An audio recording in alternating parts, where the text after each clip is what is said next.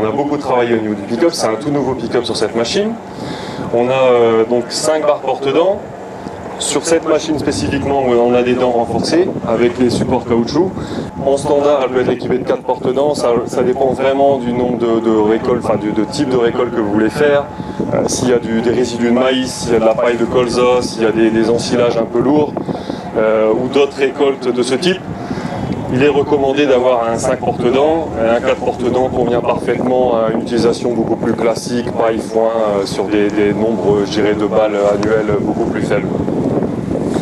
Sur cette machine également, ce qui est nouveau, et c'est une grosse similitude avec le Big Baller, c'est les doubles vis de recentrage. Un autre point sur le nouveau pick-up, c'est les roues de jauge. Donc vous savez que les roues de jauge, quand vous voulez sur la route, il faut les démonter, puisqu'elles dépassent la largeur de la machine, donc au niveau sécurité, c'est obligatoire de les démonter. Alors, en plus, sur ce nouveau type de machine, elles sont pivotantes, et ça représente une activité qui est quand même assez lourde, qui n'est pas très confortable, il y a toujours des risques de se coincer les doigts, etc. Donc Yolande, dans cette problématique-là, en travaillant avec les clients, a travaillé sur un système de roues repliables qui va permettre de les ranger devant les cieux, sans outils, très rapidement, et notre démonstrateur Philippe Mirou va nous le faire en direct live. Ah oui. Et je vous dis tout de suite, il prend son temps pour vous laisser le temps de faire des photos. On va le faire 2 fois si vous voulez. On peut le faire 3 fois si vous voulez. Voilà, c'est aussi simple que ça.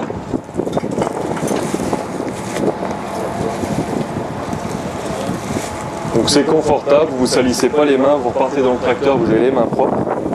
Donc cette machine-là est offerte avec des 555 par 20, donc c'est le grand diamètre pneu qui va permettre de réduire le compactage. C'est la première chose. Bon, ça c'est plutôt pour les applications ensilage, à travailler dans les zones plutôt humides. Mais la première chose c'est aussi la stabilité de la machine. La machine est beaucoup plus stable. Quand vous avez des passages de traitement, par exemple lorsque l'hiver a été humide, vous avez tendance au niveau des fourrières à avoir pas mal être secoué. Donc avec des grandes roues, vous allez être beaucoup plus stable. Et sur la route également. Une machine qui est beaucoup plus stable, qui ne va pas rebondir et qui va permettre des déplacements routiers beaucoup plus confortables. À ce niveau-là, je veux vous montrer 2 choses. La première, c'est la drop floor.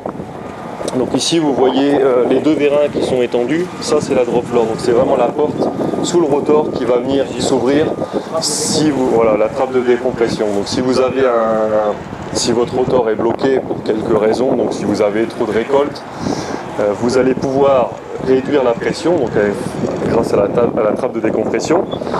Vous allez redémarrer la presse et vous allez alimenter le paquet de récolte dans la chambre à balles.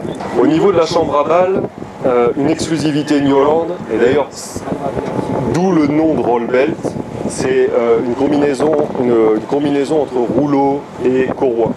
Donc cette machine est équipée d'un certain nombre de rouleaux, bon ça c'est le rouleau porteur, mais ça c'est une spécificité de New Holland. Donc ce sont des rouleaux qui sont mobiles, donc pour avoir une chambre à balles qui est ronde dès le départ, pour vraiment commencer le noyau de façon très ronde. Et un autre point qui est très important au niveau des rouleaux, c'est qu'on va donner le mouvement à la balle via tous ces rouleaux. Vous savez que selon le type de récolte, la difficulté c'est de toujours avoir le maximum d'adhérence pour entraîner la balle. Si vous êtes dans des récoltes lourdes, humides, etc., il peut arriver que si vous voulez le maximum de densité, il y a des difficultés à entraîner la balle. Parce que ça peut être des balles de 800, 900 kg, donc très lourdes, et il peut arriver d'avoir des difficultés. Le fait d'avoir des rouleaux moteurs, donc qui sont entraînés avec des cascades de pignons, etc., plus les courroies, donc ça fait 6 éléments en mouvement qui vont vraiment être en contact de la balle et vraiment faire en sorte qu'elles soient entraînées. Vous assurez des performances dans toutes ces conditions et quel que soit le type de récolte.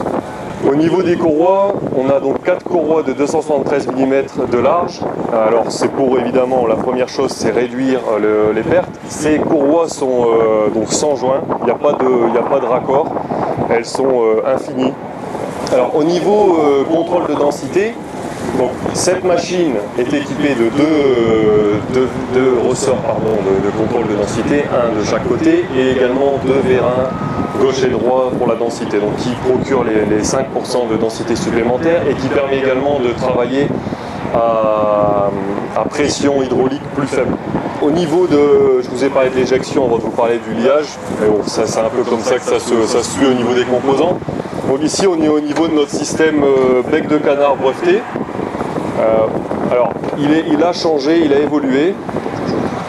Il a évolué, mais le principe, je dirais, du BR reste le même au niveau du bec de canard. Donc, le gros intérêt, c'est que déjà on a un liage qui est parfait, et je pense que vous pouvez le voir sur toutes les balles qui sont ici.